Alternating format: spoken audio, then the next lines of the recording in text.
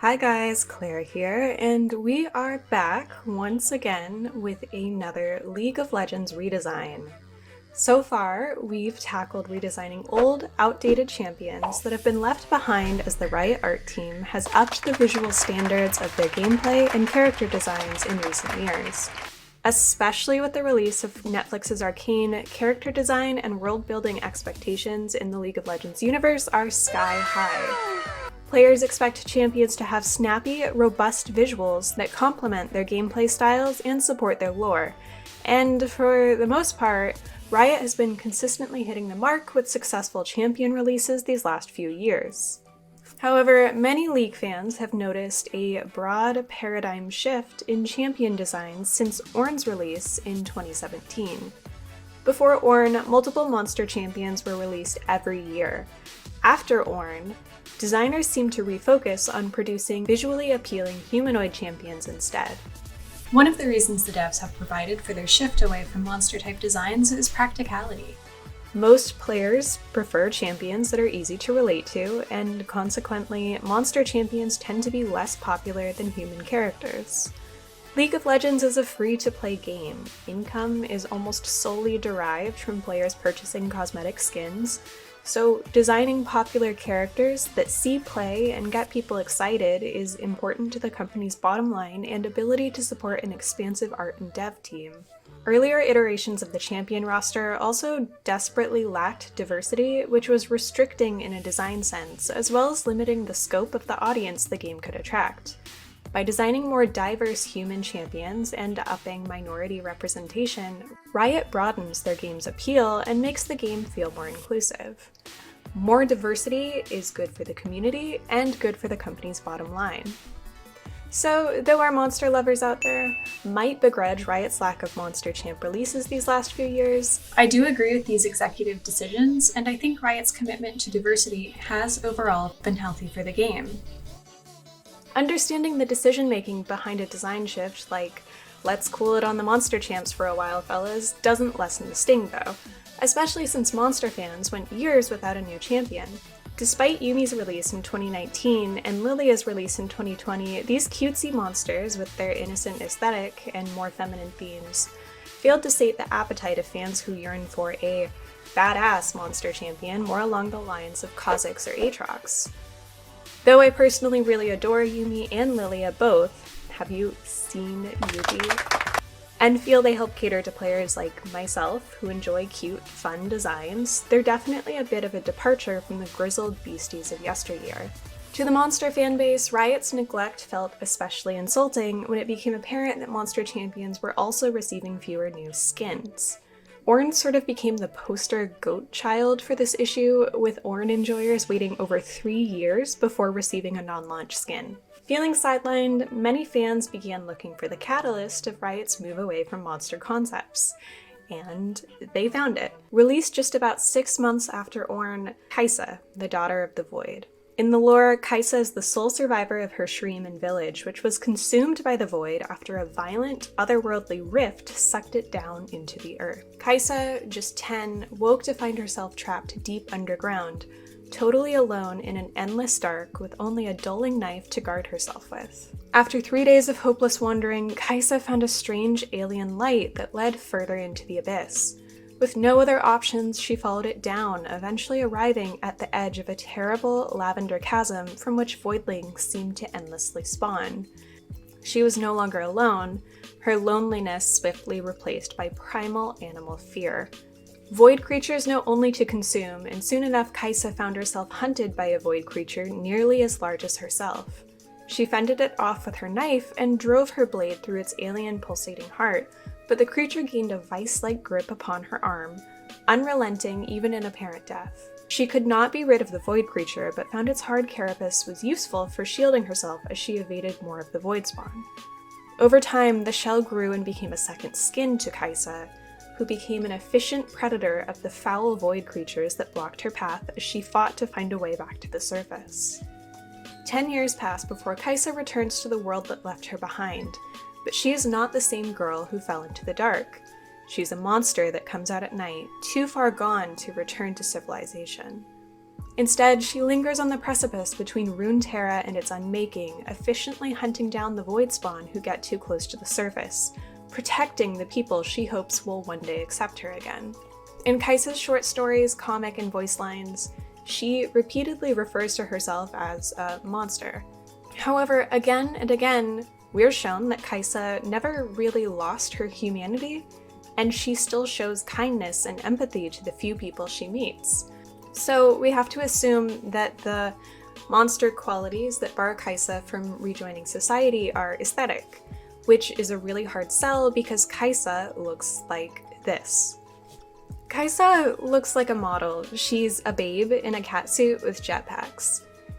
She's no more monstrous than Camille or Irelia, yet apparently is so terrifying and abhorrent that everyone who sees her runs for the Shuriman Hills. This inconsistency between design and concept is frustrating in universe, but it's also extra frustrating to big bad monster fans who find Kaisa emblematic of League's pivot towards sexy lady/hunky dude champions. Kaisa is literally set up to be a cool void monster human hybrid, but her design not only fails to communicate monster, it's also just lacking. There's not enough going on in Kaisa's final design. Comments from the development team tell us that Kaisa's silhouette was organized around the feeling of movement, and the streamlined feel of her carapace packs and sleek bodysuit reflect this. However, she's so streamlined that certain elements of her living armor start to feel really conspicuous. I really truly don't have a problem with Kaisa being sexy. Being sexy doesn't preclude her from being a fierce, determined void warrior. However, it's bad character design when sex appeal supersedes her character themes and design goals. Also, it's kind of strange that Kaisa's living void carapace is described as existing in uneasy symbiosis with Kaisa, and seems to lack impulses beyond constant predation and consumption, yet still apparently has a respectful appreciation for ass and titty. I mean, Kaisa's carapace has a really deep V and gives enough support to bring a Nami main to tears. Not to mention, Kaisa obviously has cheeks for days.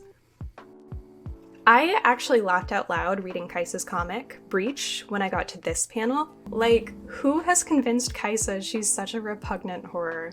Is all of Shurima gaslighting our gatekeeping girl boss Kaisa? So let's unpack how Kaisa's initial concept transformed into this Kaisa we know today. Former Riot team member Michael Cool Radius McCarthy talked a little bit about her early conceptual development in a Champion Insights blog post. He said, "We have monsters born into the void. We have people whose minds and bodies were corrupted by the void. Instead, we wanted to make someone who was a survivor." Kaisa gained power through her struggle to survive, necessarily becoming resourceful, even embracing the parasitic strength of her voidling second skin. While Kaisa does have a much more alien-looking form when her second skin covers her head, by default her nape and head are bare. Senior character artist Willem Takalasi Vanderschiff, I hope I'm saying that right, said there was a reason for this nakedness. He said if she had the void suit and mask as a permanent feature, it would have felt like she had lost her sense of self. We wanted to make it her choice to tap into the full power of the suit, or let that part of herself recede. I think this concept is solid enough. A lot of players like the option to toggle Kaisa's helm, especially on some of her cosmetics. However, it's still strange how busty her suit is when the skin is down, and it also isn't quite transformative enough when active. In general, I think one of the problems with Kaisa's design is that it isn't transformative. Similar to Kha'Zix's, Kaisa's model actually changes throughout the game as you evolve her different abilities. But the visual shifts are so incredibly subtle that they're almost impossible to notice, even as you play as her. I'm definitely not a Kaisa main, but I have a little bit of mastery on her, and I literally never noticed these visual changes until I saw a zoomed in before and after post on Reddit. And even then, looking at the side-by-side, I had to squint, and I know I'm not alone. Like, just look at this. Kaisa's visual evolution is so subtle, I start to wonder why it's even in the game at all. I think the reason that Kaisa's evolution cues are so easy to miss is because the designers failed to leave themselves enough visual real estate to make any meaningful changes. Outside of the Void jetpack, Kaisa's model is basically just a woman's body. There is literally no other visual element to embellish upon when her abilities evolve, which is why the evolutions ended up limited to just subtle changes in color. If Kaisa's suit were more complex and elevated her silhouette beyond skin-tight textures, there would be more opportunity for cool, noticeable visuals to indicate her evolutions.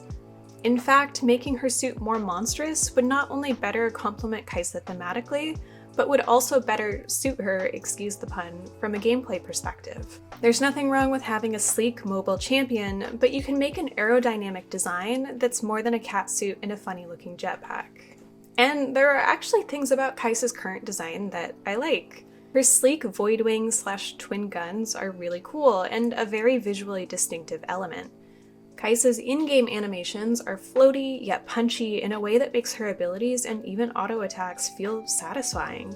Kaisa's concept is also just cool. I love the idea of a warrior who had to learn to become a predator to survive. Of a girl left alone in the dark who has to grapple between choosing her humanity, choosing kindness, and shutting down her heart and embracing the predator, not just to protect herself, but other innocents who wander too close to the void spawn as well. Kaisa is predator, Kaisa is prey. Kaisa is something wholly her own, and that's really exciting, which is what makes her current design so disappointing. Themes of dual identity and internal conflict can be really exciting to explore visually, and there's plenty of void imagery in established canon to borrow from while we experiment with upgrading Kaisa's design. Taking into consideration the dev team's themes and motifs, Kaisa's lore and gameplay role, I isolated a couple of design goals for our new Kaisa. 1. Kaisa's design should achieve a feeling of evolution as her power grows. 2. Kaisa should preserve the look of an agile ADC assassin. And 3. Kaisa should encompass themes of tension between mindless power and human vulnerability. Okay, so with some groundwork laid out, let's move to the designing phase. We've been doing some investigations and research into Kaisa's motifs and iconography, and especially looking at the early aspects of Kaisa's character development that turned into the final visual decisions that made it into the game. And we've already kind of covered that Kaisa has some problems, especially it seems like important elements of her design have been pushed to the side in favor of focusing on sex appeal. Yeah, I think that's what most people agree is the main issue with Kaisa. I think that for the most part, the design that we have is consistent with her gameplay. I think that it makes sense for a character who is this mobile, who is this fast, swift, agile kind of ranged champion to have a very streamlined body. Yeah, I agree with that. But I think that there are other choices within the design that are clearly just there for the sake of sex appeal, which directly contradicts not so much her gameplay, but her lore. But there are elements of her design that personally, I do feel contradict her gameplay, because like Kha'Zix, part of what makes Kaisa from a gameplay standpoint is that she evolves over the course of the game. Yeah, like she lights up. Like, it doesn't even change, it's just the parts of her design light up. Like, that's it. I feel like this particular issue is really representative of Kaisa's issue in a broader sense, because this is a gameplay thing. Like, you can't look at this and say, this is the version of Kaisa that's evolved. Yeah, and it's funny too, because you would look at this, design, and you would think that there are places where you very well could easily include visual changes to indicate the evolution. I mean, in the splash art, and in some of her animations, she has those little just crystal gauntlet. I don't understand why that isn't just a more present part. And the other thing about Kaisa too, which is why initially when someone suggested that we redesign Kaisa, it kind of surprised me, because Kaisa is not an old champion. Yeah, like a lot of new. All of our previous rework videos have been about champions that are just old, from a time where League of Legends and the Riot creative team didn't spend as much time considering their designs, and they didn't have as many resources to make the designs feel, look, and really be complete designs. Kaisa, I'm pretty sure, came out in 2018, at this point, there are a lot of really strong designs in the game and a lot of characters that we both really like. We expect better.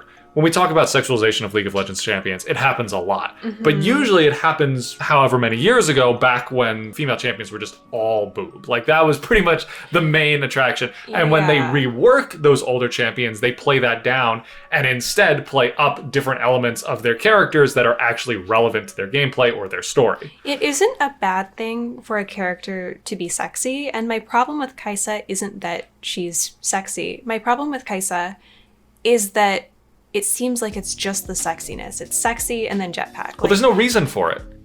If League of Legends was like one of those like mobile like King's Quest Game of Lust or something, and the entire point was to collect sexy ladies, and like every single character is supposed to be sexy because that's the whole draw of the game, then yeah, every single female character can be sexy. But we have a standard within the world of League of Legends now where we don't have to sacrifice an interesting design that implies story, personality, a background for just sex appeal. Yeah, it's very strange. It's just weird. Like, there are some interesting concepts that we can find from official Riot staff members who are working on Kai'Sa that have a really unique silhouette. And then we get to the Kai'Sa that was released, and it just doesn't really communicate those themes. There was a Riot team member who I think wrote Kai'Sa's first short story, and he was talking about how they wanted to make sure that even though Kai'Sa was this like human, almost void hybrid, they still wanted her to have a bare face because it was a really important theme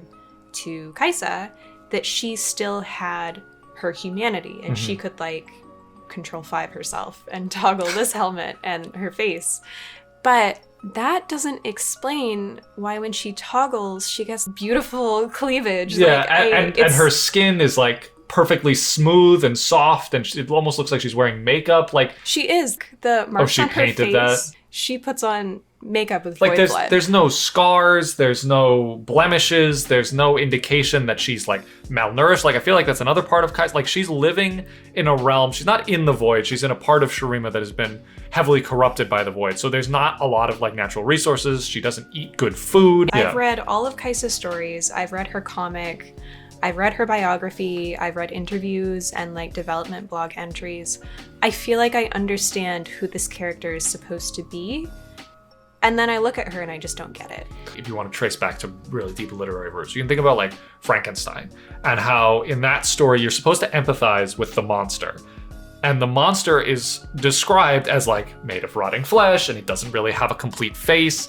And that is pretty important because every time it tries to integrate itself with society, it is immediately shunned because of the way it looks. And Kai'Sa has the exact same problem. Although the only issue with that story and her design is that she doesn't look like if you walked up to her, you would be strange. Like, she's not any stranger than any other character that you would encounter in League of Legends. I was looking at female characters who I felt had a similar level of visual disruption from what a normal person would look like to Kai'Sa. So I was looking at Camille. Camille, she has Hextech legs, but she still works in Piltover and operates there, and people look at her and they're like, oh, that's a woman who's like maybe going too far with Hextech, but they don't say, oh, a monster, what is that? But Camille and Kai'Sa actually started as the same champion. If you look at like the face of Husk, who would go on to become both Camille and Kai'Sa, it does look a lot more like Camille in the face, and then the body looks more like Kai'Sa. It's got the kind of jetpack silhouette and everything going on. Let's talk about what aspects of Kai'Sa's design we do actually like and feel like are worth keeping. Okay. There are a lot of things I do like about this design and a lot of things that remind me like, hey, this is from the modern day. I think Kai'Sa is close. Yeah, it doesn't require a huge overhaul, I don't think. Our main goal with this will probably be just to focus more on the aspects of her story that are not reflected in her visual design. Kai'Sa in game, I think her colors are nice. Yeah. I think it connects her to the void, but not in a way that's necessarily scary, which is important because Kai'Sa, she's a very kind person. Even though she spent 10 years clawing her way to the surface from a void nest, her voice lines and her behavior for the most part in the extended universe is she's just very compassionate. You don't look at her and say, oh, that's an evil character or that's a good character. It kind of comes down to Kaisa's actions. I like that her palette is ambiguous. It's not too feminine or masculine. It's got this kind of mysterious quality. I like her palette. I think that what you're saying there is actually a very important part of the reason why they decided to make Kaisa look so attractive. Regardless of whether or not you like monster champions or human champions more, the fact of the matter is that humans respond better to human faces. And I do think it's important that her helmet can rescind, you can see a human face underneath there because you have a connection with this character. It is possible, of course, to be connected to a non-human character, but for the most part, non-human characters that are important to a story, that need to be empathetic, that need to be able to convey emotion, these characters always have human-like features in their faces. There are ways that you can make a face even still attractive, but look worn. Like, I'm thinking a lot of Savika from Arcane. Yeah. I feel like that's a great example of a character who has a great face, a very unique looking face. Not really an ugly face, but a face that looks worn, tired, beat up, weathered, experienced. Yeah, I mean, Kaisa was 10 when she fell into the void caverns. There's no way she didn't get 10 years without a scar somewhere. Yeah, she's a little she too, would. I mean, pristine. Reality aside, like, you don't have to like rationalize it in any way. You can just say But literally, we should like, say from a visual perspective, we should see the evidence of this backstory. Exactly. Like, you as an artist, you can inform your audience that there is some sort of trauma in this character's past by reflecting it in their face. And the character designers said from the very beginning they were thinking about designing this character from the perspective of a survivor who had trauma and was able to grow past it without losing themselves. So it is a really core part of Kaisa's personality. When I played Kaisa for the first time, or when I saw her in game, I didn't even realize there was a huge problem with her visual design because all I was seeing was the top down. And I was like, this character looks cool. I like the way she moves. I like the way her projectiles look. The other thing the designer said was she was supposed to be like a chevron because they always wanted her to look like she was moving forward. Yeah. And I think that's great. I just wish it came through in her design. You can see it when she uses her E and she does her dash, I guess. Well, it's funny because another thing I like about her design are her jetpacks. And that is pretty much, love those, yeah, those look cool. And those are pretty much the only part of her design that is what you're talking about, the chevron, the aerodynamic kind of shape. And it's so lazy to me that they would say, we want some triangular shapes in this character to imply forward motion. And they just made a naked woman and then just put those on her back. Yeah, it's very strange. It reminds me of the really early days of League designs where they felt like just putting an iconic accessory on a silhouette was enough. Like when they did Singe, it's like, okay, he's got the big tank of chemicals, so that's enough for a design, and like slap some random clothes on him. It's not enough. It feels like they had this really cool jetpack idea for Kaisa, and then they kind of phoned it in the rest of the way. You're right. And it reminds me a lot of early female champions too, because specifically with the female champions, they all had the exact same body, but it was like Miss Fortune was a booby lady with guns, and Aurelia was a booby lady with swords. I don't think that it makes sense for Kaisa to be bulkier. I'm not saying she needs to be bulkier. I think she should look skinny, and I think she should look sleek. I might even argue that she should look even more malnourished than she does now. It sounds like Kaisa is in this constant struggle between preserving who she is and this second skin that is a predator, that is this itch telling her to kill and consume. And she has the weight of that literally on her shoulders all the time. I think the other aspect of the void part of her is not just that she feels like, oh, I have a desire to kill. Like, she literally has to kill to survive. Like, her entire, upbringing from the point when she fell into the void to the current day has comprised of her fighting for her life every single day. So like, she does have that part of her that is human, but then she has this part of her that understands that it's me or them. But Kaisa does get to the surface, and then she makes a choice to stay and kill to protect the people who are still up there and maybe ignorant of the void. I think it's important to who Kaisa is that she is able to make a choice. I think I wanted to bring up at one point that Kaisa is like one of the poster childs for League of Legends right now. That's actually what I wanted to talk about. The reason why at this point they're never going to change Kaisa is because she's worked her way. Yeah, she's worked her way into one of the most iconic brands within the universe. I actually love both KDA skins for Kaisa. I do too. I actually think that that's a version of this character that makes sense. She has a very beautiful face. She has a nice body. She looks elegant. She looks fancy. Because that's a universe where all of those things make sense. So I think that if we made her default look more beat up, then her KDA skin could still look like that. Yeah. So we've already pretty much talked about what we would want to change. What were some of the ideas that you had that you would make to this design? The first concept I did, I was really interested after reading the newest short story, Hollow Spun, that had Talia in it and was referenced by the new cinematic. This metaphor that was in the story, Kaisa and Talia were arguing about whether it was better to make difficult decisions to save the most number of people possible, or if you should, no matter what, always fight for every single life. And Talia was traveling across the desert with her entire tribe, including the infirm, the young, the elderly, people who could not travel quickly and who could not defend themselves. And Kaisa said, you need to take your strongest and run because everyone is going to die if you don't. And she said, the void unmakes. The void will burn everything it touches. And Talia said, you can't just let things burn. You can't chop off the burning part of a tapestry. If you lose even one thread, the whole thing unravels. So they argued about this. Eventually there's a resolution, of course, where Kaisa's like, okay, I guess you should try to save everyone and it's okay to be optimistic and look for the good. But there was this overarching theme in that cinematic and in the story of unraveling. And of course, it was also reflecting Kaisa's identity.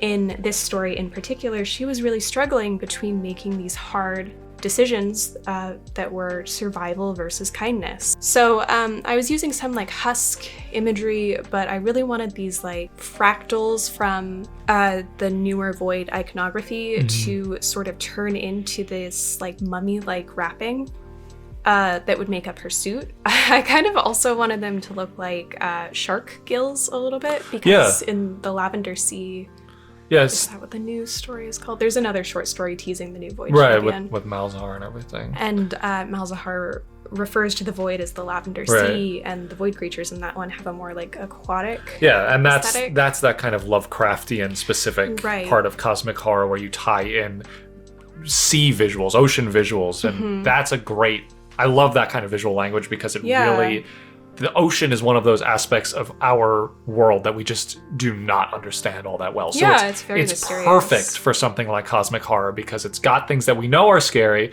but also things that we just can't comprehend. I just wanted to do some experiments with keeping a very elegant and minimal silhouette while still having a little more going on from a visual perspective. The next concept I wanted to explore themes of change and evolution using like chrysalis insect imagery. Kaisa has these jetpacks, so they were kind of turned into more like radial wing shapes. And I used this like, I don't know what to call the pattern, but like webbed soft plates, the kind of shapes you would see on like an insect thorax and stuff. And I made these designs more dense along her spine and on her neck to try and link it to the most like visceral parts of a human anatomy. Yeah, I like the idea that that would be a change that you could see visually as she evolves at a certain point in the game. So like when she upgrades her Q, you would see like maybe she gets wings come out. Like the little wings come out from underneath the sort of hard carapace shell of the top. Yeah, I was also thinking with a design like this where it's literally a cocoon or chrysalis and things are coming out of her body as she grows more powerful.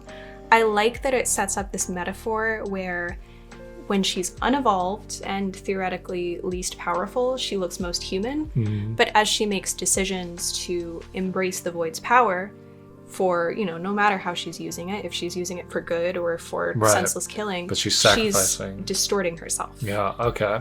Yeah, I like that. So I did a couple more. I'm just going to talk about the last concept I did, which I also used to experiment with texture and color a little bit, which is sort of like a refined hive concept to reflect Kaisa's own feelings of hollowness and how she isn't sure if she is still a human like everyone else or if she's something totally other. And it also implies that her body is home to more than one soul, because it's not just Kaisa, it's Kaisa and the void. She can't get rid of it. She can't just like push it away and be herself again. Yeah.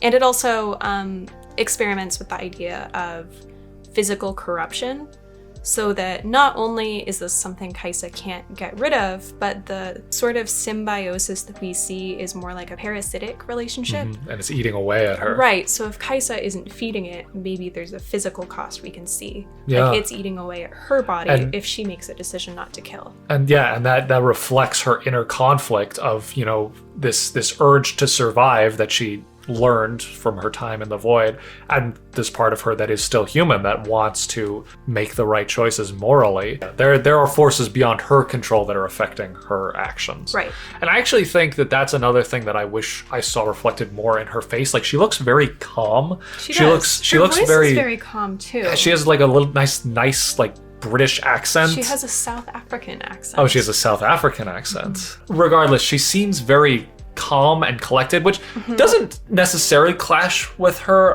personality, but it surprised me when I listened to all of her voice lines. I do think that we could see a little bit more of the way the void has sort of affected her mental state in her face. Like, there's a middle ground here, but in my sketches, one of the things I explored was different face designs. I really like these. Because I just feel like there's so much more we could do with her face. Again, she has a very conventionally attractive, but it also sacrifices so many features that could convey her story, convey her personality a lot more. Like, self-applied makeup lines really frustrating because it's such a half-assed design. It's so lazy. It's just lazy. And it's not even like asymmetrical, like across her face or something. It's so subtle. Like, a lot of war paint you see is very asymmetrical because it looks very intense, like with a lot of passion, a lot of movement, it's like someone was afraid to mess up how beautiful her face was. I just don't understand it. There's obviously a middle ground between that and some of the sketches that I did, because the first one that I did, the first design, doesn't actually change too much about her visual design. Mostly the change I did was make her feel a little bit less human. I added like a lot more chitinous armor. I added in a lot more like skeletal imagery and stuff. I really like this chest piece. And I made her seem just a little bit more armored in general, but I kept the aerodynamic very slender, very streamlined, very skinny, but it just has a lot less human features, physical features. So, and then I changed her helmet a little bit too. I changed her jetpacks kind of. The main thing I did is I made them floating, not attached to her body. That was just one idea. So with that design, I also did 2 like close-ups for her face without the helmet on. The actual stress that living in this sort of cosmic horror, strange, anomalous land would put on a young girl reflected in her adult form. She looks crazy. Like, she literally looks like she might have lost her mind a little bit. Now, she hasn't, and that's why I wanted to make her look not crazy, like, you know, she's drooling and screaming. Like, she's still focused, but she looks traumatized. Her hair, I cropped her hair a little bit more. I feel like her hair should look a little bit more messy, like, you know, she cuts it herself. Yeah, I was doing that too. Then the second design I did, again, the body is more or less the same. Again, more armor. This one, I wanted her to have like claws to make her seem a little bit more aggressive. I wanted her musculature to be a lot more exaggerated and like look like it was infused with the void a little bit more to make it like kind of pop out in unnatural ways. This one, again, I wanted to play up the aerodynamic chevron shape of the jetpacks, whatever they actually are. I think that works really well here. Then my favorite part about this one was the mask. I feel like it would be awesome if her mask just had one big eye in the center. That to me is something I really love in alien design. It makes the character feel very like single target, like you are within my sights, I can take you out. With that mask, you have a greater dichotomy between her human face and her void face, because with just one eye, it is already so much less human. Now, to play that up a little bit more, with the mask off, I made it so that one of her eyes is actually like distorted, corrupted. Maybe she was injured. Again, like, she is pretty young, so I didn't want her to look aged, but I did want her to look older than most people in their 20s would look, just because of the conditions that she's been in. And again, like it makes two very different characters with the helmet on and then the helmet off. This one I did leave a part open for a mouth because I did still want to have a little bit of that humanity, because I feel like losing the two eyes makes it seem a lot more alien. Yeah. So putting the mouth in there reminds you, okay, there is a human underneath that. But it still looks very strange with one eye right in the middle. And I really like that. I think that fits. I like this a lot. I do wonder if you moved the one big eye over. So it's asymmetrical? Yeah, I think some asymmetry would that'd be be cool. really interesting and imply this is something that's coming from inside her too. This is like really disrupting her face and is totally transformative for her. Even if the mask is off, there's that evidence of the void. Yeah, and it can kind of like unfold from around that eye. Yeah, I'm like, thinking like a fractal. Yeah, this sketch is nice. From the cocoon and chrysalis concept. And then the last design I did was a lot more angelic, that she's sort of ascending above the void. Her presence in Runeterra is kind of like comparable to the presence of an angel from heaven on Earth. She is a savior to the people who are still wandering the Shuriman Sands. Yeah, design I think does sacrifice a little bit of that that chevron like forward motion kind of thing. This feels like more like Zareth, where she would hover in one place. And then with this face, actually, I was referencing the one of the original sketches for Husk, where it's got this very long face that has that gives the impression of like, you know, kind of a little superior, a little cocky He almost. looks very mean here. Yeah, again, because she's supposed to be a more of an empathetic character, this kind of face makes her feel more like a villain. I think because she's got these sort of raised eyebrows and more of a sneer. So I don't know if that's maybe too far. I do think it's important that the potential for compassion is there. You know, there should be something about her that looks like you could have a conversation with it. I'm definitely leaning most towards the middle face. Yeah. And middle design as well. I like the hard and soft going on between the enhanced musculature and this really pointy chevron armor. I think this would also look cool with your bug wings coming out of them as the evolution. I think that I would bring in some more of the overlapping plates that you have, especially in the face. I like how you have some of the plates coming up into the face like that. I had it so like some of her hair was like like missing. Almost it was sheared off by like this thing that's she taking over. Scarred by, and you know, she just doesn't grow hair there anymore. And I think that with your face too in that one, I still feel like there is some level of attractiveness there. Like she's not ugly, she's damaged, but I don't think that she's ugly, and I think that's a good goal for us with this redesign. I don't need to see Kaisa ugly. No. I need to see her reflect the trials that she's faced. Exactly. You know what this is, really? This would be like if Warwick had just like a German Shepherd head. Like, if instead of making him this distorted, you know, snaggletooth, big scar over the eye, you know, like, missing chunks of fur, like tinges of green, he just had like a dog head.